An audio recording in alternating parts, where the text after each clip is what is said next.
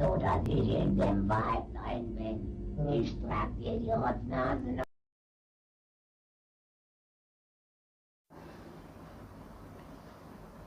आज की जो घटना है ये मेरे गांव की है।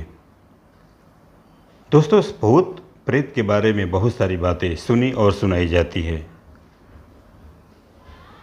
कुछ लोग इसे मानते हैं, कुछ इसे किसी कमज़ोर मन और दिल वालों का वहम मानते हैं। जिस पे बीतती है वही समझ सकता है सत्य क्या है। आज जो मैं घटना बता रहा हूँ इसे मैंने अपनी दादी से सुनी थी और ये एक सत्य घटना है। तो आज अपनी दादी के नज़रिए से इस घटना को सुनते हैं।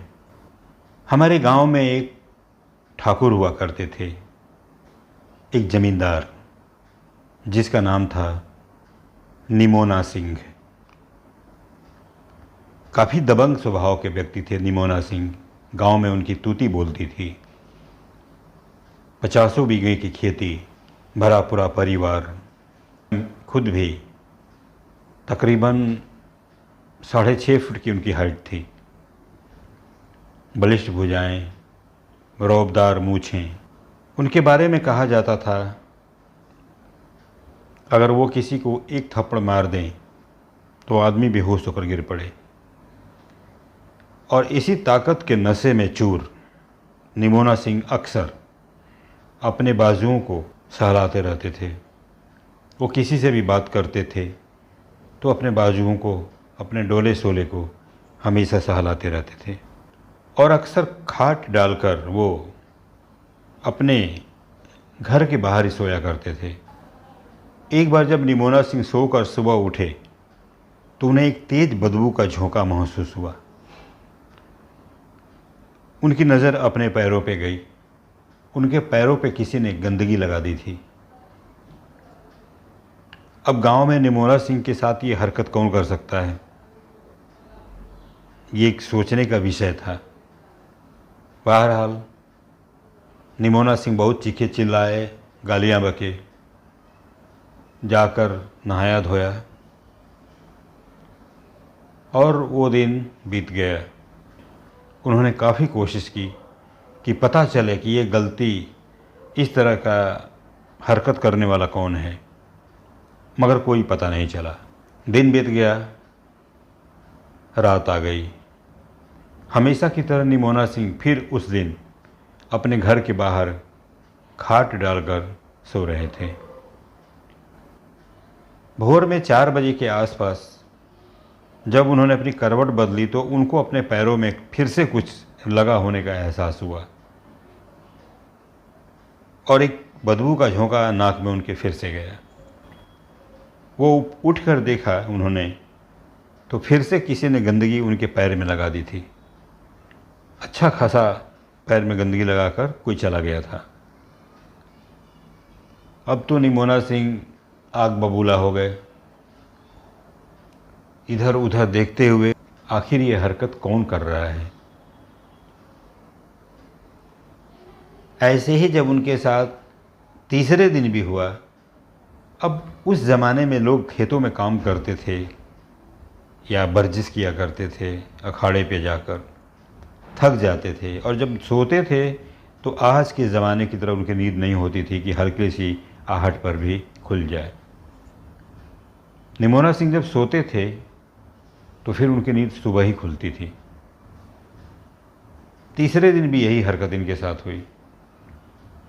अब निमोना सिंह सोच लिए थे कि चौथी रात को वो सोएंगे नहीं और देखेंगे कि ये हरकत इनके साथ कौन कर रहा है। दिन बीत गया, रात आ गई। इस बार निमोना सिंह अपने बगल में एक हथियार रखकर,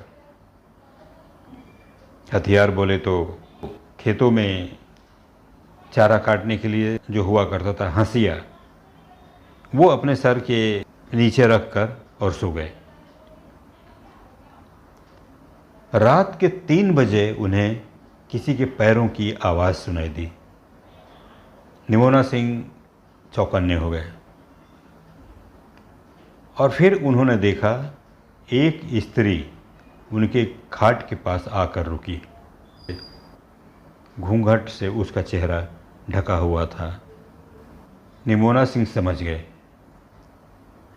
वो स्त्री खेतों की तरफ से गंदगी लाई थी और फिर से निमोना सिंह को लगाने के लिए जैसे ही इनके पैरों के पास झुकी, निमोना सिंह ने लपक कर उसकी चुटिया पकड़ ली। वो समझ गए ये चुड़ैल है और चुड़ैल को पकड़ते ही उन्होंने उसकी चुटिया को तुरंत हंसिया से काट ली। कहते हैं चुड़ैल की ताकत उसके चुटिया में होती है। जैसे ही चुड़ैल की चुटिया कटी, उसने रोना चीखना शुरू कर दिया और निमोना सिंह से विनती करने लगी कि मेरी चुटिया वापस दे दीजिए। लेकिन निमोना सिंह कहाँ सुनने वाले थे। जैसे ही भोर होने लगा वो चुड़ैल वहाँ से गायब हो गई। ये बात निमोना सिंह ने अपने घर में सब लोगों को बताया और उसकी जो चुटिया थी वो घर के अंदर एक कूटर में छिपा कर रख दी। अगली रात को फिर वो बाहर सोए। निमोना सिंह ढीठ किस्म के व्यक्ति थे। फिर वो बाहर सोए। रात को फिर चुड़ैल 3 बजे आई और उसने निमोना सिंह से कहा, जैसा कि बताया जाता था, जैसे नाक से कोई व्यक्ति बोल रहा हो, ऐसे ही कुछ आवाज़ में वो बोली, मेरी चुटियाँ मुझे वापस दे दो, कुछ इस टाइप का। वो बार बार निमोना सिंह से विनती करती थी और निमोना सिंह उसे धक्का देकर भगा देते थे, मगर वो निमोना सिंह को कोई नुकसान नहीं पहुंचा पाती थी। शायद उसकी शक्तियाँ आधी हो गई थी उसकी चुटिया कटने से, चाहे जो भी कारण रहा हो, या शायद उसे निमोना सिंह ही वो चुटिया वापस कर सकते थे, इसलिए भी। निमोना सिंह ने कहा, एक शर्त पे मैं तुम्हें दूंगा, तुम्हें मेरा काम करना पड़ेगा। मैं जो जो कहूँ तुम करती जाओ, इसी में किसी दिन मैं तुम्हें तुम्हारी चुटिया वापस लौटा दूंगा। चुड़ैल मान गई और उसके बाद से निमोना सिंह के पौ बारह हो गए। ये बात किसी को पता नहीं थी कि निमोना सिंह अपने बस में किसी चुड़ैल को कर चुके हैं, उनके घर वालों को छोड़कर। खेतों की जुताई जब करनी होती थी, खेतों की मढ़ाई जब करनी होती थी, वो उस चुड़ैल को बोलते और चुड़ैल रात भर में वो सारा काम ख़त्म करके इनके पास वापस आ जाती और फिर कहती, मेरी चुटिया मुझे दे दो। निमोना सिंह उसे कल पे टाल देते, कल आना, कल दूंगा। ऐसे करते हुए काफ़ी महीनों तक निमोना सिंह ने उस चुड़ैल से काम लिया। दीपावली का समय था, घर काफ़ी बड़ा था निमोना सिंह का और घर की सफाई करनी थी। निमोना सिंह ने उस चुड़ैल को घर की सफाई पे लगा दिया। इसी बीच में कितनी बार उस चुड़ैल ने निमोना सिंह को भयानक रूप से डराने की कोशिश की। कई बार तो लगा कि वो इनको खा जाएगी, मगर उसका जो दुखती रग थी वो निमोना सिंह के हाथ थी और वो था उसकी चुटिया। मगर दीपावली की सफाई के समय में निमोना सिंह से एक बहुत बड़ी गलती हो गई। उन्होंने उस चुड़ैल को अपने घर की सफाई पे लगा दिया। चुड़ैल रात के समय बिना आवाज़ किए इनके एक एक कमरों की सफाई कर देती थी।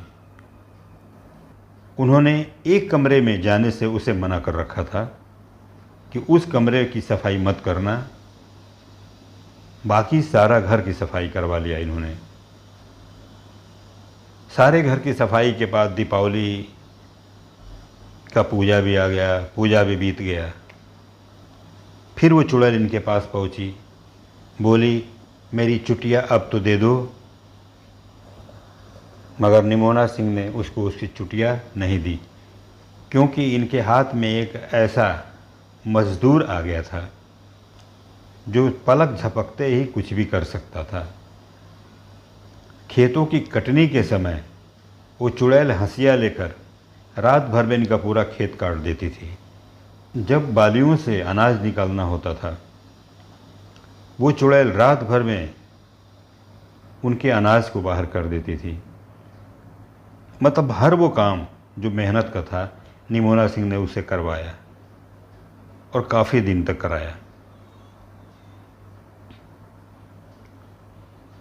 करते करते उस चुड़ैल को एक बात का शक हो गया था कि निमोना सिंह हमको उस कमरे में जाने से क्यों रोक रहा था। कहीं मेरी चुटिया उसमें तो नहीं। लेकिन वो बिना निमोना सिंह के कहे उसमें जा भी नहीं सकती थी। फिर घर में कोई फंक्शन आया और यहाँ पे निमोना सिंह ने गलती कर दी, फिर से उसे सफाई का काम दे दिया कि घर में काफ़ी काम है, तू रात को ये काम निपटा देना। जब घर के सभी लोग सो रहे थे तो चुड़ैल इनके घर में इनके द्वारा सौंपे गए सारे कामों को कर रही थी और उसकी नज़र उस कमरे पर भी थी जिसमें निमोना सिंह ने मना किया था। लेकिन आज चुड़ैल को मौका मिला था, उसने अपना दिमाग लगाया और उस कमरे में चली गई।